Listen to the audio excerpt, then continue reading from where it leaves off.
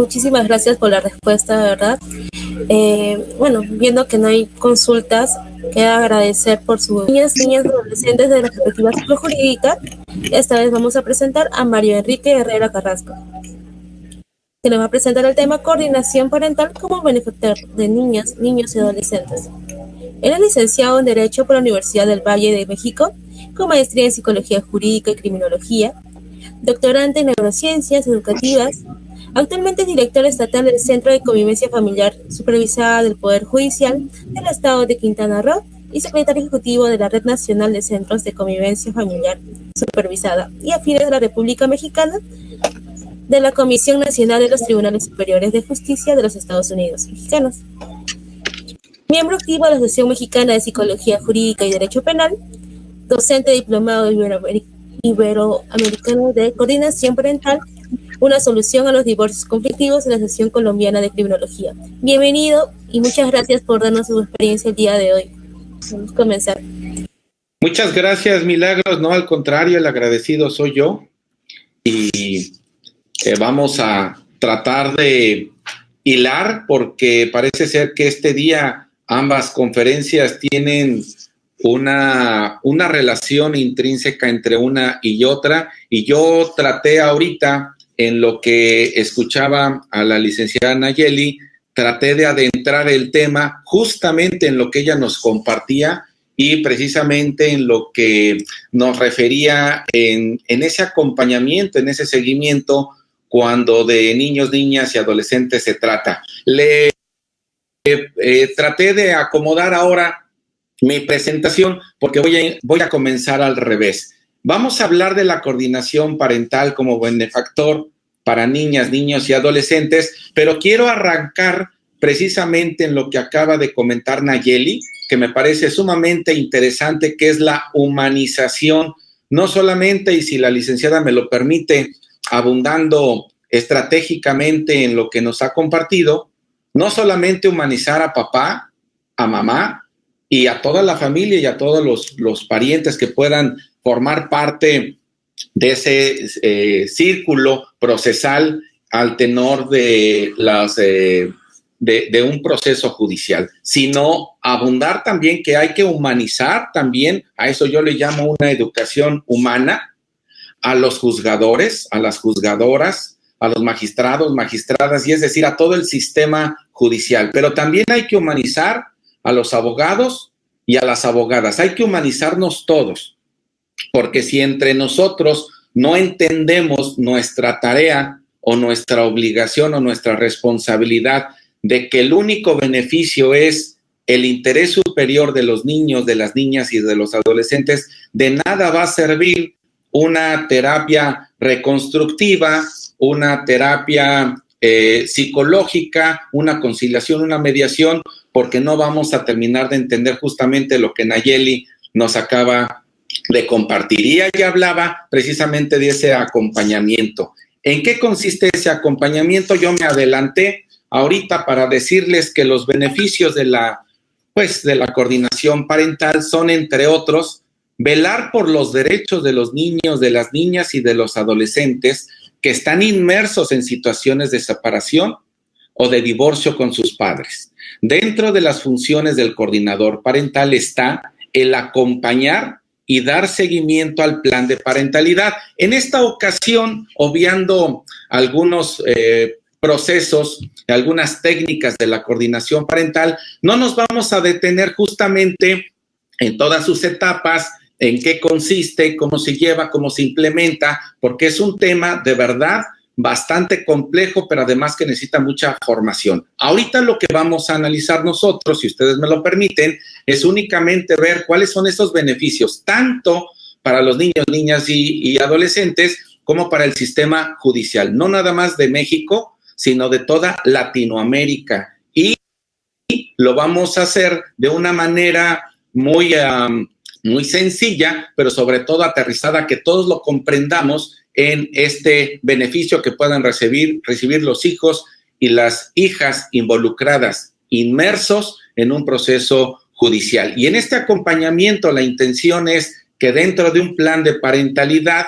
lo que va a facilitar en este plan al aplicarlo dentro de un proceso, ya sea al inicio, dentro o en el desarrollo del propio procedimiento o ya ejecutado un procedimiento, va a facilitar el acceso a una información sobre situaciones donde el niño, la niña y el adolescente sea víctima de cualquier tipo de maltrato. Ojo, es cualquier tipo de maltrato o violencia que incluso reciba del padre o la madre. Es muy fácil identificarlo a través de esta figura de la coordinación parental para poderle dar seguimiento, pudiendo de esta manera activar de manera inmediata los servicios necesarios para garantizar el bienestar físico y psicológico de los mismos. Nayeli ya nos comentaba algunas opciones viables para poder abordar este beneficio físico, psicológico y no caer en esas trampas jurídicas, en esas trampas estructurales o en esas trampas familiares que lo único que hacen es perjudicar al menor de edad. Y en este espacio, pues llevando este plan de parentalidad, vamos a causar siempre, o el objetivo principal es el bienestar físico, emocional y psicológico de los menores de edad. Un poquito de antecedentes de la coordinación parental. Por ahí de los 90, la coordinación parental se estima que es una intervención híbrida y novedosa. ¿Por qué es híbrida? Por los conocimientos y las experiencias de las disciplinas que intervienen en la misma. Algunas de ellas principalmente es la psicología jurídica. Ahorita vamos a ver cuál es la importancia que reviste la psicología jurídica. Aquí hay muchos psicólogos, psicólogas jurídicas, y vamos a ver cuál es el papel predominante de la psicología jurídica dentro de la coordinación parental. También está la disciplina como la mediación, la justicia terapéutica, el derecho de la familia, entre otras más. Y es novedosa porque es recientemente creada, formada en Estados Unidos, Canadá, España, Colombia, ya en Argentina y ahora adaptándola en México.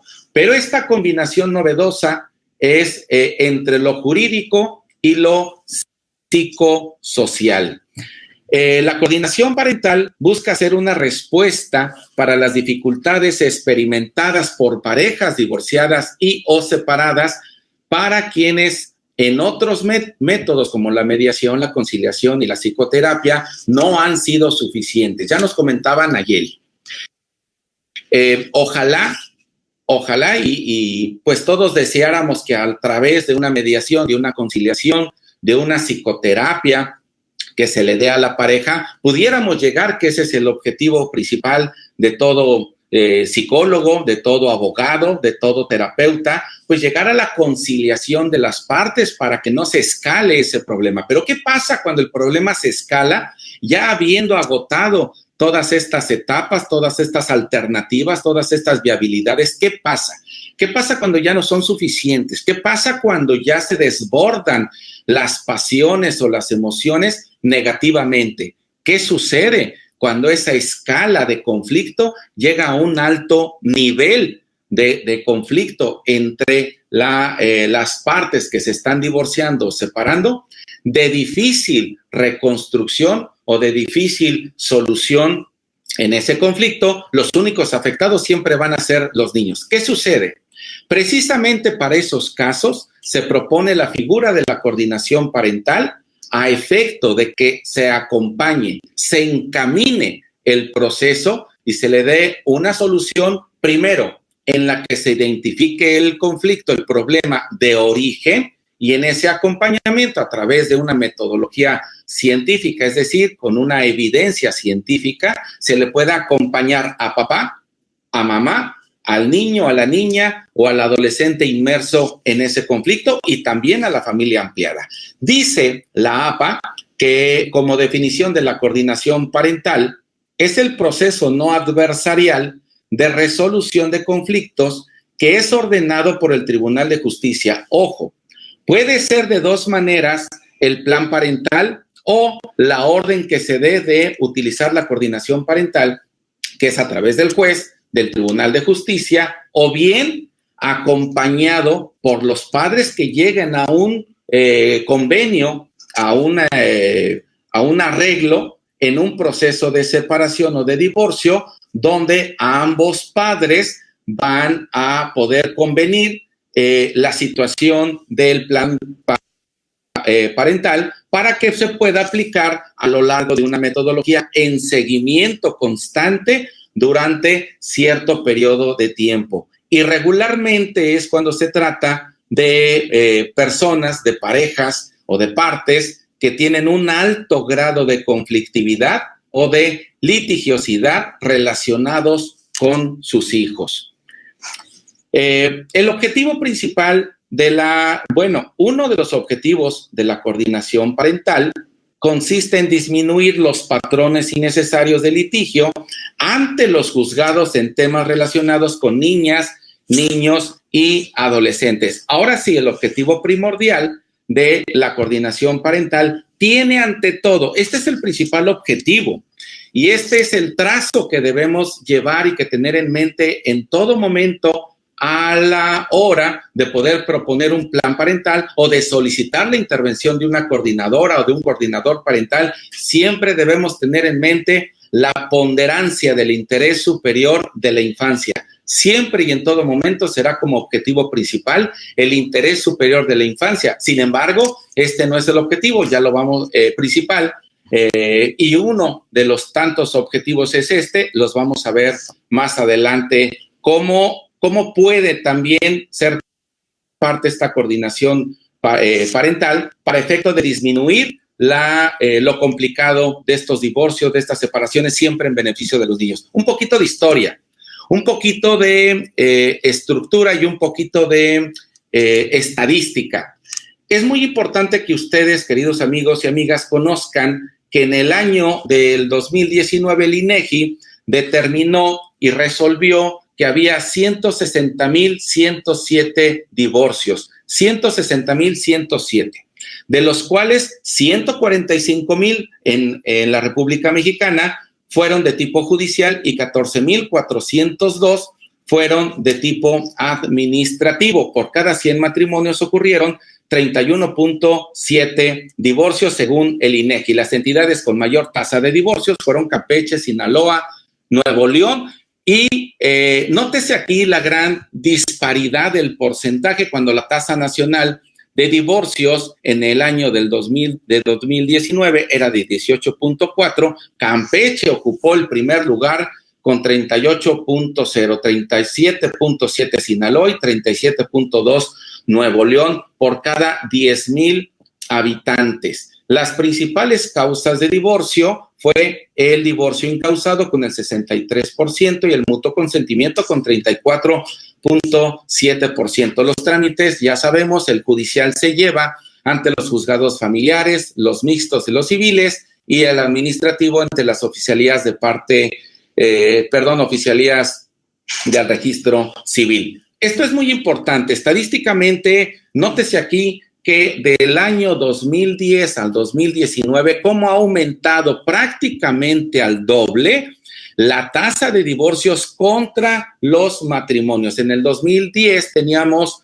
11.7% por cada 10,000 habitantes, en tanto que en el 2019 18.4% y el número va en aumento constante. Este aumento en constante crecimiento ante los tribunales, lo único que hace es robustecer en expedientes, robustecer en tareas a los juzgados cuando se trata de, ya lo vimos, de divorcios incausados, donde ahora se pone cualquier pretexto, si ustedes me permiten la expresión, cualquier pretexto para solicitar la separación o el divorcio. Y no estoy diciendo que no se tenga la razón para poder promover un divorcio, una disolución o una separación, sino simplemente basta con que argumentemos de la otra parte, que es la peor de las madres y el peor de los padres, el peor de los esposos, la peor de las esposas,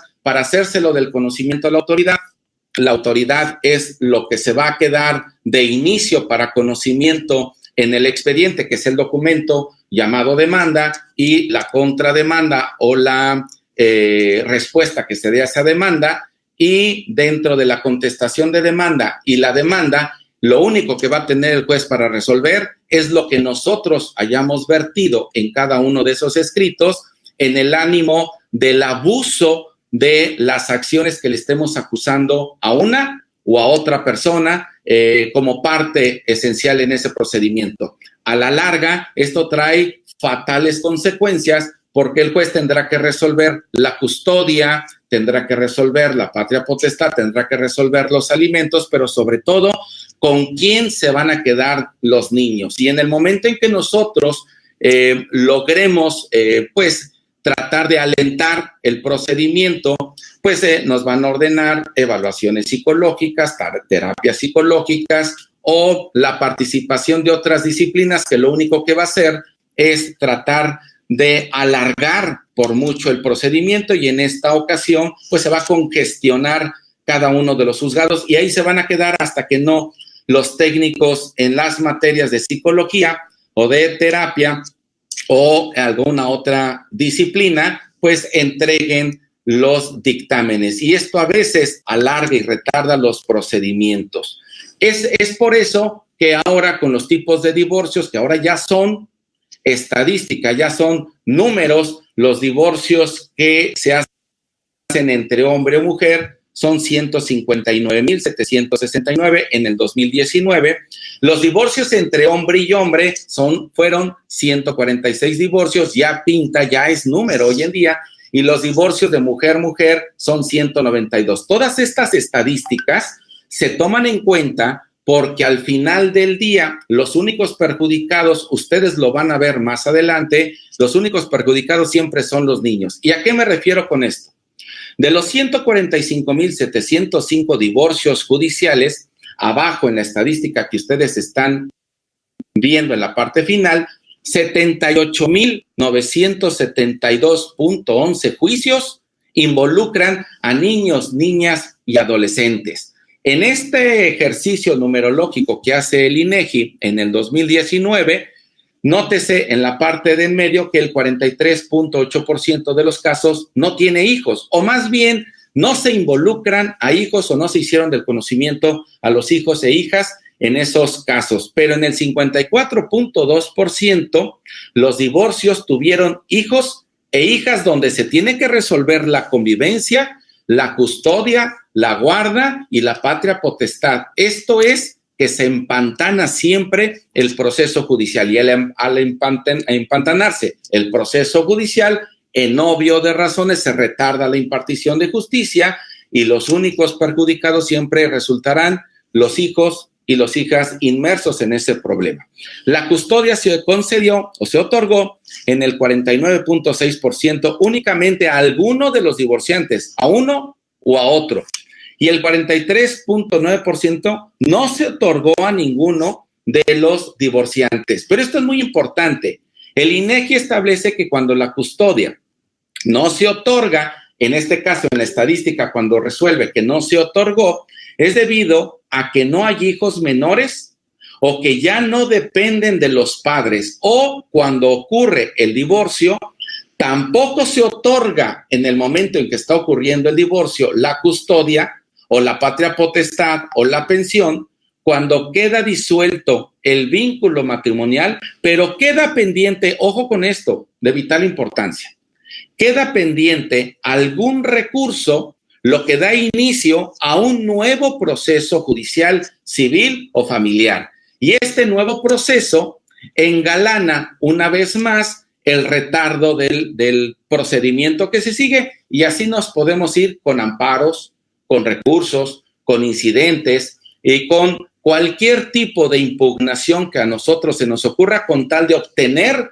un beneficio, con tal de obtener una ventaja jurídica, siempre olvidándonos de la calidad de vida o de la calidad humana que representa nuestro hijo o nuestra hija. Esto es lo que empantana y lo que engolosina a los juzgados de todos esos procesos que están detenidos por la falta de un seguimiento técnico o científico que le permita al juez obtener elementos o herramientas para poder resolver en definitiva o de manera provisional. matrimonios contra divorcios, 160,000 divorcios contra los 504,923 divorcios que hubieron en el 2019. Dicen los doctores Eric García López, Luz Estela Rodríguez Mesa e Ismael Eduardo Pérez García. La participación directa de niños, niñas y adolescentes en la intervención psicojurídica llevada a cabo en la coordinación parental tiene como efectos positivos permitir que los padres comprendan el punto de vista de los hijos e hijas. Lo comentaba muy puntualmente Nayeli, y ella decía que muchas de las veces no se toma en cuenta la opinión del hijo o de la hija, y todo el resultado del proceso está únicamente habilitado para los adultos, y las niñas y los niños y los adolescentes prácticamente los hacen a un lado. Pero trata entonces la coordinación parental de facilitar a los niños, niñas y adolescentes precisamente esto: hablar con los padres de la situación, sensibilizar a los padres sobre la necesidad de priorizar el bienestar y la calidad de vida de los niños, niñas y adolescentes. ¿Cuál es el papel que juega la psicología jurídica? La psicología jurídica dispone de una estructura totalmente completa, estructural y conceptualmente, que aplicada puede que sea la más idónea, junto con la justicia terapéutica, para abordar las posibles rutas, para poder pilotear, para poder abordar la coordinación parental y poder implementarla en América Latina. ¿Cómo contribuye entonces la psicología jurídica dentro de la coordinación parental? Este tipo de problemas y preguntas que estudia o que son formativas de la psicología jurídica, por su propósito de trabajar con las personas desde una perspectiva psicojurídica, contribuye precisamente a que el sistema de justicia sea más eficaz y más eficiente. ¿Por qué razón? Porque el conocimiento explicativo del comportamiento humano que estudia la psicología jurídica, regulado por normas, por su capacidad de intervenir en los ámbitos tanto jurídicos como psicosociales, desde el marco jurídico y desde el marco científico de esta disciplina, es la más idónea, la más capaz de poder intervenir como un coordinador o coordinadora parental. La psicología jurídica es, pues, una de las áreas de la psicología que más aporta a la realización o a la estructura de la coordinación parental. Es muy importante considerar que en el caso de los hijos, de las hijas, es imprescindible tomar en consideración que, dado su propio proceso de maduración, aún no disponen estos hijos y estas hijas, por su proceso de maduración, de herramientas suficientes cognitivas, emocionales, sociales y conductuales para poder afrontar de manera eficaz la ruptura del matrimonio o, en general, la desunión de los padres. ¿Cómo influye entonces la coordinación parental? Es una ruta viable que brinda alternativas prácticas, cognitivas y conductuales en el ejercicio de una parentalidad corresponsable del bienestar tanto individual del papá, de la mamá, del hijo, de la hija, del adolescente, del abuelo, de la abuela, del tío, de la tía y de toda la familia inmersa en el conflicto o en el entorno familiar del niño o la niña de que se trate, y especialmente en los hijos y en las hijas. Esta es una referencia bibliográfica que recomiendo ampliamente, que no se deben perder y que deben dar lectura para poder comprender por qué la implementación en América Latina y cuál es el beneficio inmediato y concreto que produce a todos los problemas que generen divorcios conflictivos. Y ya lo dicen los doctores Luz Estela, Eduardo y Eric, que la importancia de la coordinación parental es robustecer con estudios y evidencia científica las actuaciones del juzgador en beneficio de los menores de edad. ¿Cómo construimos entonces un coordinador parental para que nos dé el resultado que pretendemos, el resultado que se requiere, que se necesita como benefactor de los niños, niñas y adolescentes? ¿Qué se necesita? Hay que formarlo. Y no se forma únicamente con una conferencia, con un taller, con un diplomado, no se forma únicamente nada más con un curso que haya tomado, no. La construcción del coordinador o de la coordinadora parental lleva un proceso minucioso y específico durante cierto tiempo en donde debe de requerir, donde debe de tener una formación, una preparación, y formación me refiero a una formación de tiempo. Es muy importante que hoy en día las universidades ya comiencen a voltear sus ojos para poder crear materias o para poder crear módulos específicos que nos lleven a construir la formación del coordinador parental. También se requiere de disposición, se requiere de una sagacidad jurídica, se requiere de una interpretación jurídica, de un conocimiento del sistema jurídico, la capacidad de gestión. Esto necesita el coordinador, la coordinadora parental. Requiere de trabajar en equipo, de asistencia multidisciplinaria, un sentido de pertenencia a la institución o donde quiera que ejerza la figura de coordinador parental. Se requiere de vocación. Se requiere principalmente, lo dijo atinadamente Nayeli en su intervención que me antecedió, se requiere de una sensibilidad humana y gusto por lo que hace. Yo le agregaría también amor por su actividad o por su tarea de ejercitar esta coordinación parental para con la familia que le sea puesta en las manos. ¿En qué consiste la capacitación que tiene que recibir el coordinador, la coordinadora parental? Tiene que ser técnica, jurídica y psicoeducativa. ¿Qué se pretende entonces? Demostrar con números y hacer un acompañamiento seguido con las partes, con la familia nuclear y la ampliada. ¿Quiénes participan entonces en la coordinación parental? Las autoridades judiciales, las administrativas, las instituciones públicas, las privadas, los operadores jurídicos, los litigantes, las familias, la familia ampliada, ya lo veíamos, los abuelos, las abuelas, los tíos, los vecinos, los amigos, las amigas, las amistades, los colegios, los compañeros de los colegios, los especialistas, las fuentes laborales de cada uno de los padres y de las madres o de los abuelos inmersos en el conflicto, los profesionistas y los peritos, entre otras. ¿Cuáles son los deberes de la coordinación parental?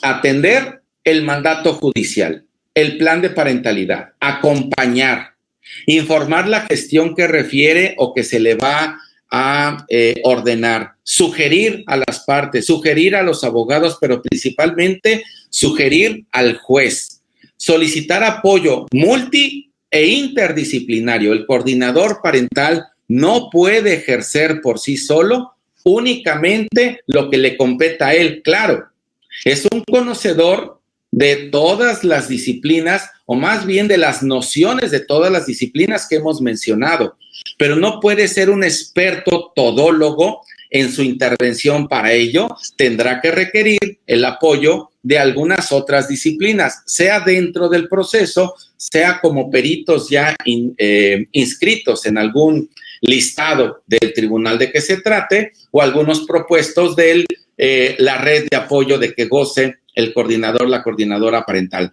Necesita dialogar con el padre, con la madre, con los hijos, con las hijas, con el juez y con los abogados. Necesita interpretar. Él va a tener herramientas técnicas y científicas, además de jurídicas, y él debe o ella debe de saber interpretarlas y dar cuenta de todos estos acuerdos al juez que lleva el proceso. Y, por último, informar del cumplimiento de los acuerdos. No se trata nada más de que se den las tareas a seguir con la metodología inicial del plan de parental sin una supervisión, sin un acompañamiento. Cada periodo de tiempo se hace un análisis, se hace una evaluación y se rinde cuenta al juez de cómo va avanzando el procedimiento, siempre buscando el beneficio de todos los integrantes de la familia. Se requiere entonces un cúmulo de conocimientos como una aportación auxiliar al juzgador. Esta es la aportación auxiliar que nosotros vamos a dar como coordinadores o que la coordinación parental o concede al juzgador. Y estos conocimientos que debe tener el coordinador parental, la coordinadora parental, son derecho, trabajo social, psiquiatría, psicología, entre otros.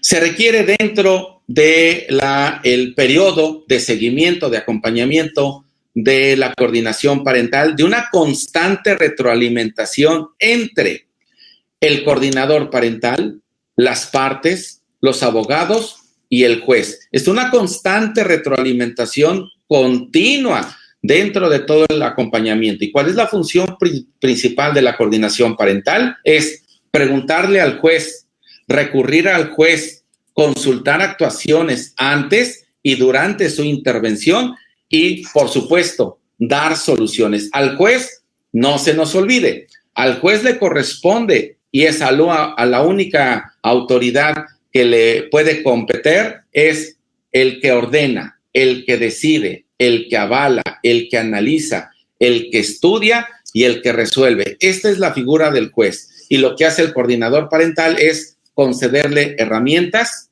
y elementos para que pueda resolver a través de todo lo que hemos expuesto. ¿Cuáles son las ventajas de la coordinación parental? Los poderes judiciales podrán evidenciar, se podrán dar cuenta, los poderes judiciales, los tribunales, de las ventajas que puede tener la figura de la coordinación parental, no solo en la cada vez mayor congestión, ya lo platicábamos, de los casos, el rezago de los procesos que se tienen en los juzgados, la lentitud de cada uno de los casos, el estrés que provoca laboralmente la continua presencia de todas las impugnaciones que presentan ambas partes y que esto concluye en una carga de trabajo derivada de los asuntos complejos, largos y perjudiciales para el sano desarrollo de la familia, que acude en auxilio de una pronta y expedita impartición de justicia. ¿Qué ventajas se eliminan con la intervención de la coordinación parental? Principalmente las dudas que les nacen, ya lo platicaba la licenciada Nayeli, ya nos advertía de algunas interrogantes que tienen los padres y que por la falta de comunicación que se acentúa en ellos, muchas de las veces el conflicto se escala a altos niveles. Dudas que se tienen, falta de comunicación en temas como la religión, los alimentos, la diversión, los amigos, el dinero, los juegos, la vestimenta, incluso el propio peinado, ¿no? Algunos, lo comentaba ahí Nayeli, algunos quieren que la niña tenga, más bien el papá quiere que la niña tenga el pelo corto, la mamá quiere que tenga el pelo largo, al niño hay que peinarlo de raya en medio, no, pues hay que peinarlo de raya de lado, y esos son conflictos que si no hay un entendimiento, si no hay una humanización en la comunicación asertiva que se tenga entre papá y mamá, se puede escalar únicamente por el conflicto que existe por el peinado de los hijos, se puede escalar a un conflicto de mayor nivel. Y por supuesto, la familia.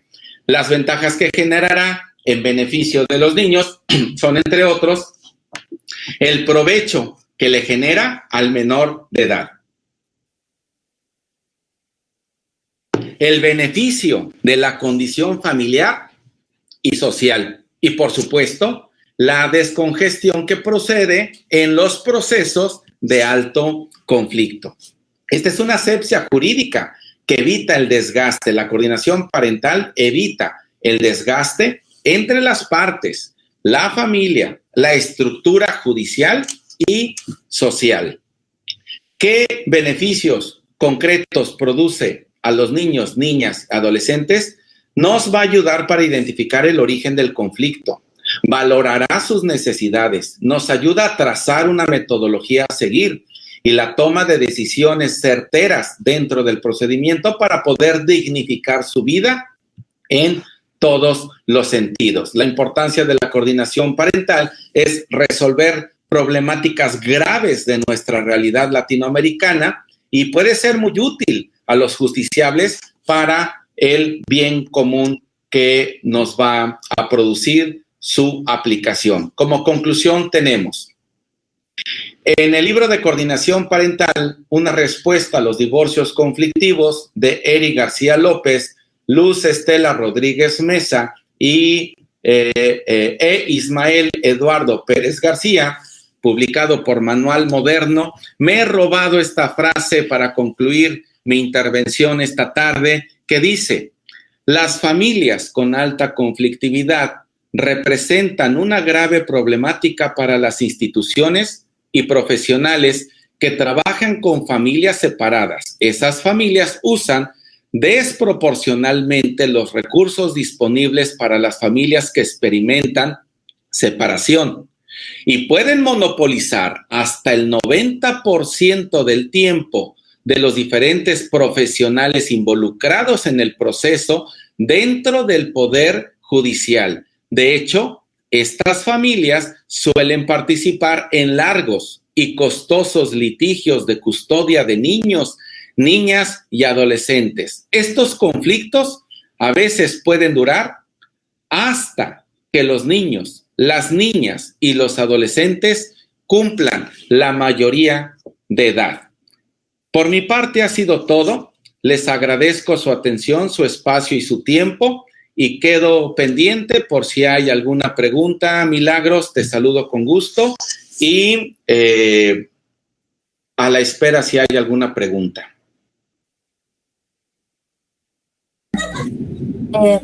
Muchas gracias por su presentación. Bueno, agradecemos a Manuel Enrique Herrera Carrasco por su presentación del tema coordinación parental como benefactor de niñas, niños y adolescentes. Hay algunas preguntas dentro del chat. Por ejemplo, Adriana Ivonne Sarandingua pregunta: ¿cuál es la normatividad del coordinador parental? ¿Cuál fue? Perdón, es que se perdió la comunicación, pero si no la busco aquí. Ajá. No se preocupen. Bueno, Adriana Ivonne pregunta: ¿cuál es la normatividad del coordinador parental? Ya la vi. Sí, no existe todavía una normatividad porque primero se tiene que implementar, primero se tendría que pilotear, primero, como lo referí, tenemos que formarnos nosotros, primero tenemos que estudiarlo, tenemos que diseñarlo y tenemos que buscar los aliados estructurales. Por ejemplo, los poderes judiciales pueden ser una muy buena opción para poder pilotear en México. Incluso el Tribunal Superior de Justicia ya se encuentra haciendo algunos ejercicios para poder implementar y pilotear esta figura en México, pero todavía no existe la normatividad. La normatividad se va a dar, estimada Adriana Ivonne, se va a dar justamente cuando se aterrice primero el pilotaje, se formalice la formación de quienes van a participar y haya las capacitaciones respectivas según sea el caso en cada entidad o en cada país para que se identifiquen los problemas, digamos que precisos, en cada una de las entidades de que se trate, pues para poder producir, para poder generar el marco jurídico, el marco normativo, el marco estructural, ya sea internamente en cada entidad o a nivel general, utilizando pues podría ser a lo mejor el Congreso de la Unión o los consejos de la Judicatura para que se emitan pues los reglamentos, los lineamientos o las bases sobre las cuales se puede aplicar, pero definitivamente no existe normatividad todavía.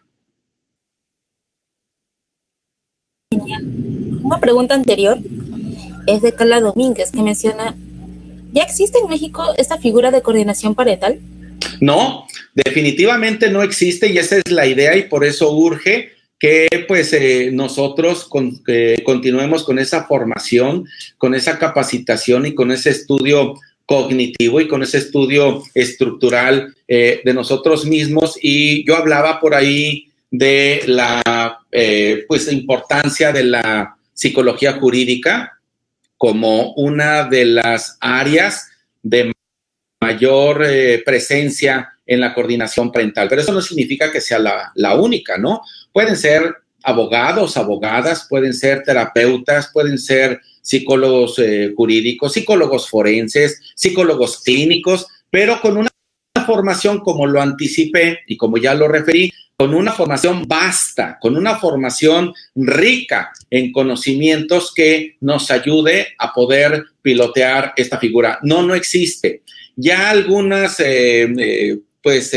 tribunales, incluso aquí en Quintana Roo, donde se encuentra su servidor, ya comenzamos a hacer algunas tareas, algunas acciones, como si lo fuera la figura de coordinación parental o como si fuera ya la coordinación parental, para comenzar a probar si funcionan o no. Lo único que puedo decir es que aún y cuando no existe la figura, cuando no está implementada y cuando no está reconocida incluso por la propia autoridad, las tareas que se han aplicado hoy en día funcionan y funcionan muy bien. Lamentablemente lleva, o por fortuna, mejor dicho, lleva un proceso bastante largo y muy minucioso en el que se tiene que entrar al conflicto, al origen del conflicto con mamá, con papá y con los niños a través de todas estas disciplinas. Pero no existe todavía en México la coordinación parental. Muchísimas gracias a la licenciada Carla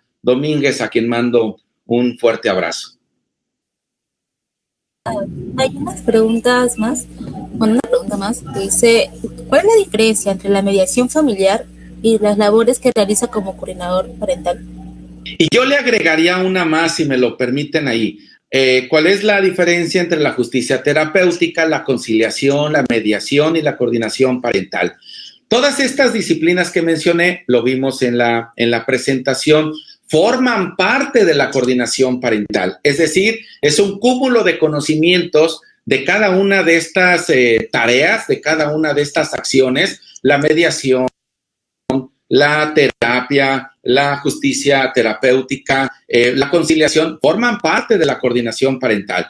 La principal diferencia que encontramos entre la coordinación parental y la mediación estriba en que la coordinación lleva un plan parental aprobado por el juzgador y digamos que palomeado, digamos que vigilado, digamos que estructurado, sí, por el coordinador parental y las partes papá y mamá, pero sobre todo validado por el juzgador, y nadie podrá moverse de ese plan parental ni para salirse de él ni para incumplirlo. Las partes se someten a una carta de intención, una carta de aprobación al inicio, y se comprometen formalmente, procesalmente y por obligación, por un mandato judicial, se obligan con esa carta a dar un seguimiento constante dentro de determinado periodo, según las fases de la coordinación parental, cuyo informe, cuyo reporte se entrega a la autoridad. Entre otras, y esta sería una de las más importantes, son las diferencias que encontramos entre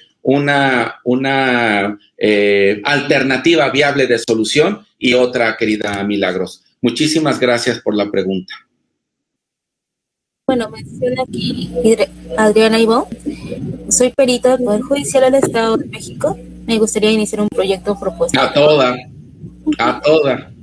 Sí, claro que sí. Biografía auxiliar, no sé si estaba preparado, pero por aquí debo tener, aquí están.